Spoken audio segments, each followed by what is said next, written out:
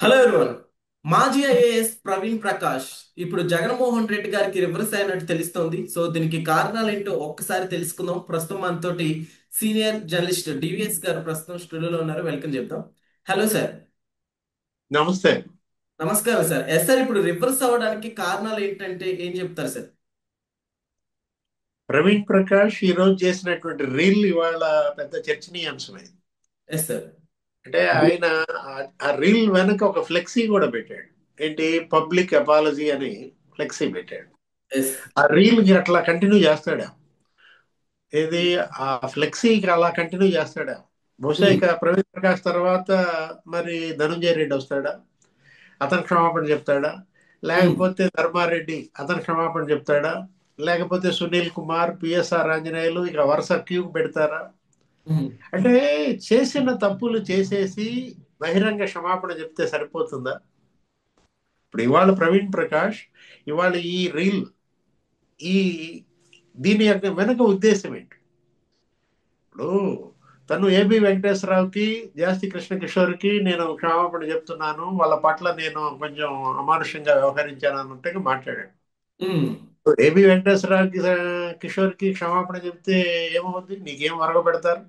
Yes sir. వాళ్ళకే పనులు కావటల్లా ఈ ప్రభుత్వంలో. ఇప్పుడు ఏబి వెంకటేశ్వర గారు ఏమంటున్నాడు? నాయే పెండింగ్ బిల్లులు ఇంకా సగం ఉన్నాయి, ఇంకా క్లియర్ చేయలేదు అంటున్నాడు. ఇప్పుడు వాళ్ళు ఏమన్నా ఇతనికి ఏమన్నా కొంచెం ప్రభుత్వంలో మళ్ళీ రావటానికి ఉపయోగపడతారు అనుకుంటే అది అయ్యేది కాదు. ఎస్. ఇప్పుడు ఇవాళ క్షమాపణ చెప్పాల్సింది ఇతను ఎవరికి చెప్పాలి? క్షమాపణ నిజంగా చెప్పాలనుకుంటే టీచర్లకు చెప్పాలి. అవును. పంతుళ్ళ పట్ల ఆ రోజు అమానుషంగా ప్రవర్తించాడు.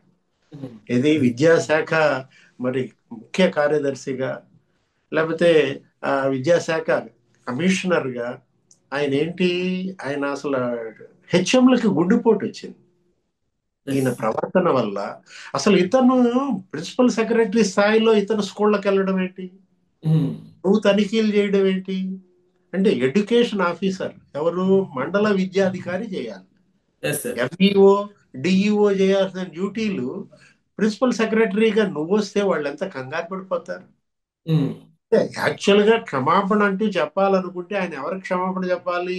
ఆంధ్రప్రదేశ్ లో ఉన్న పంతుళ్ళకి క్షమాపణ చెప్పాలి. అవును నా సార్. వల్ల మీకు చాలా ఇబ్బందులు అయ్యాయి. ఉం? ఏంటి, ఇప్పుడు తను మాట్లాడుతూ ఆ రీల్ నేను చూశాను. ఏంటి, రెండు ఓకే. వేలు 2004 ఆ పీరియడ్ లో నన్ను ఒక హీరోగా చూశారు. నేను గుంటూరులో పనిచేశాను, విజయవాడలో పనిచేశాను. మరి ఆ పీరియడ్ లో హీరోగా కనపడినాన్ని ఇప్పుడు విలన్ అయిపోయాను. ఎస్. నాకు అసలు మెంటల్ ఎగోని ఏదో అన్నాడు. ఆ? అంటే ఇప్పుడు నీ మెంటల్ ఎగోని పక్కన పెట్టు. నేను అడుగుతోంది ఇవాళ జనం, తల్లిదండ్రులు, ఇవాళ విద్యార్థులు, ఇవాళ ఉపాధ్యాయులు, వాళ్ళకెంత మెంటల్ ఎగోని తెప్పించావు? అది ఎలా ఎస్ సార్. మర్చిపోతారు? ఎస్ సార్, చేసిన తప్పులు తప్పించుకోవడానికి ఇప్పుడు ఈ వ్యాఖ్యలు అన్నట్లు చూడొచ్చా సార్ మనం? ఈయన యాక్చువల్ గా 94 బ్యాచ్. ఎవరు? అవును. ఆయన ఇప్పుడు వాళ్ళు రీల్లో కూడా చెప్పాడు 1994 బ్యాచ్. ఉమ్. 2004లో నేను అంత బాగా ఊడదీసి పగలు తీసి బ్యాన్ చేశానని చెప్తున్నాం. అదేంటి, అప్పుడు సీఎం చంద్రబాబు, ఆయన 2.0. ఏది, ఎస్. చంద్రబాబు ఉమ్మడి రాష్ట్ర ముఖ్యమంత్రిగా ఉన్నప్పుడు ఆ పీరియడ్ లో తను అంత బాగా పనిచేశానని చెప్తున్నాడు. ఉమ్. నువ్వు చేశావు, ఆయన చేయించాడు. ఇప్పుడు ఇవాళ ఎందుకు చెడిపోయావు? ఇప్పుడు ఇవాళ జగన్మోహన్ రెడ్డి ముఖ్యమంత్రిగా మరి నువ్వు ఎలా పనిచేశావు? Yes sir. క్షమాపణ చెప్పుకునే పరిస్థితి ఎందుకు వచ్చింది? ఉమ్. ఇప్పుడు తప్పు చేసినాడిది తప్ప, చేయించినాడిది తప్ప?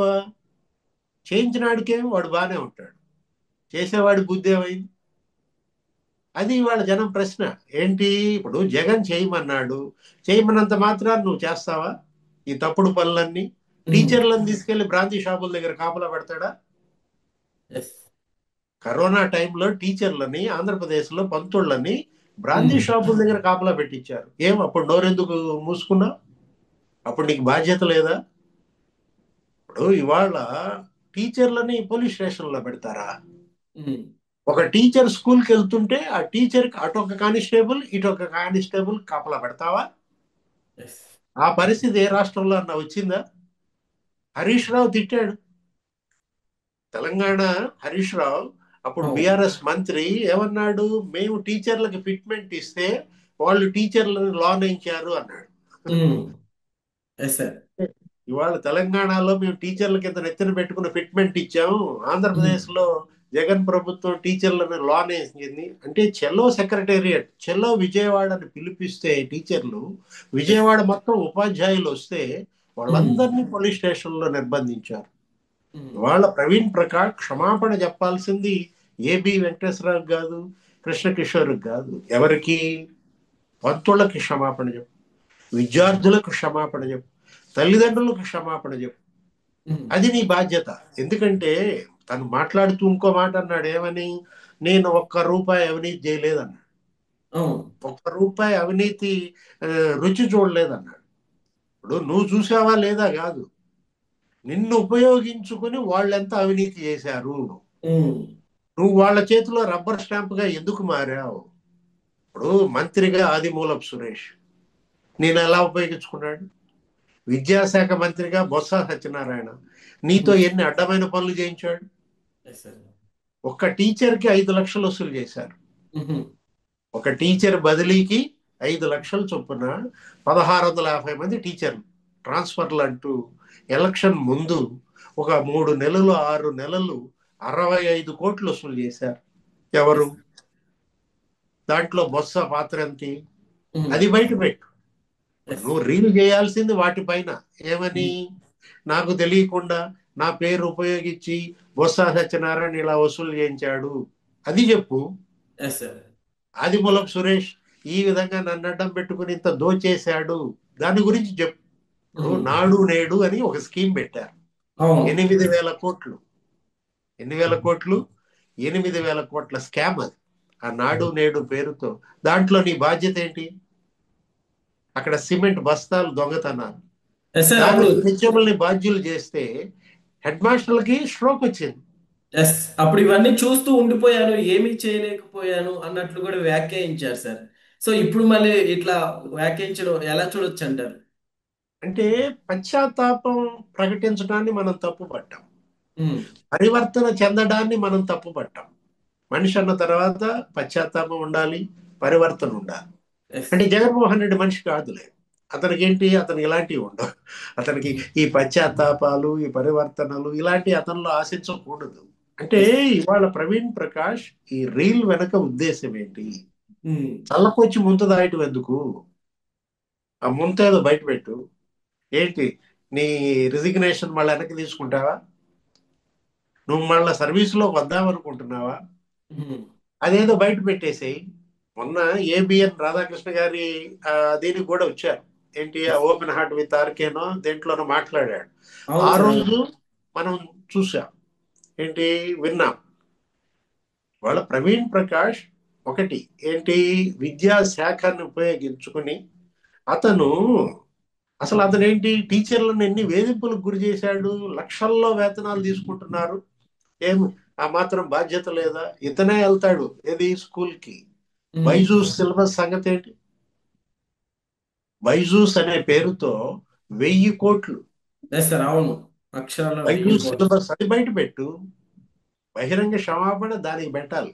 ఏంటి ఉమ్. దానికి చెప్పాలి, నాకు తెలియకుండా నన్ను ఒత్తిడి చేసి జగన్మోహన్ రెడ్డి బైజూస్ సిలబస్ పెట్టించాడు, అందుట్లో ఫస్ట్ 500 కోట్లు నేను 1 రూపాయి తినలేదు, తర్వాత మళ్ళా 500 కోట్లు. అంటే మొదట తెప్పించిన బైజూస్ సిలబస్ దేనికి పనికిరాదు, ఉమ్. అది వేస్ట్ చేశారు, దాన్ని పక్కన పడేశారు. మళ్ళా ఇంకో 500 కోట్లు పెట్టారు. జగన్ చెప్తాడు కదా నేను విద్యా సంస్కరణలు అని. Yes sir. విద్యా విధ్వంసం చేసినాడు, నేను విద్యా సంస్కరణలు అంటాడు. 3వ తరగతి తీసుకెళ్లి 10వ తరగతిలో కలిపారు. ఎస్. ఎక్కడ ఇవ 3వ తరగతి, ఎక్కడ ఇవన్నీ 10వ? ఎస్ సార్, ఇవన్నీ కూడా జగన్మోహన్ రెడ్డి గారికి దెబ్బ మీద దెబ్బ తగులుతుందంటే ఏమంటారు సార్? అది దెబ్బలు తగిలితే నొప్పి వచ్చే దేహం కాదు అది. ఏది ఇట్లాంటి దెబ్బలు జనానికి తగిలే దెబ్బలు ఇవి.